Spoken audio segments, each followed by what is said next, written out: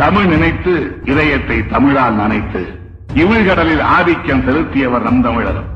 உமிழ் நீரை வாயில் தேக்கி ஊத்தைப்பல் துலக்கிவிட்டு மீண்டும் உடலுக்குள் கொப்பளித்து விழுங்குதல் போல் அமிழ்தான இனப்பண்பு, கலைமாண்பு, இலக்கியங்கள் மாய்ப்பதற்கு தமிழர்களே ஒப்பிவிட்டார்.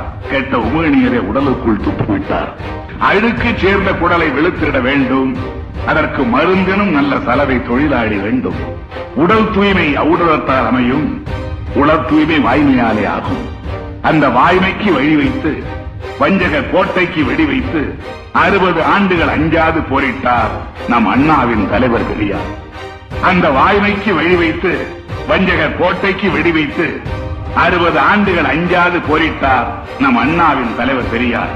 அந்த பெரியாரை பயிர் போன்றார் உழவருக்கு, பால் போன்றார் குழந்தைகளுக்கு, பசும்பால் கட்டி தயிர் போன்றார் பசித்தவர்க்கு, தாய் போன்றார் ஏழையர்க்கு, தகுந்தவர்க்கு செயல் தீர்ந்த தவம் போன்றார், செந்தமிழ் நாட்டில் பிறந்த மக்களுக்கெல்லாம் உயிர் போன்றார் என்று பாரதிதாச பாவேந்தர் பாடி மகிழ்ந்தார் அன்று.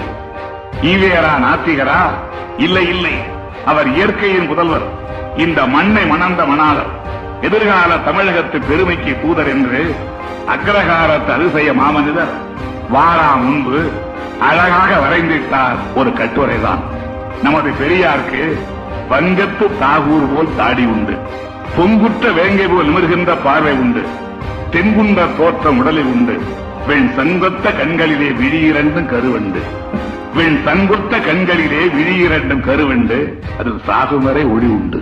வெண் சங்கொத்த கண்களிலே விழியிரண்டும் கருவண்டு, அதில் சாகுமறை ஒளி உண்டு.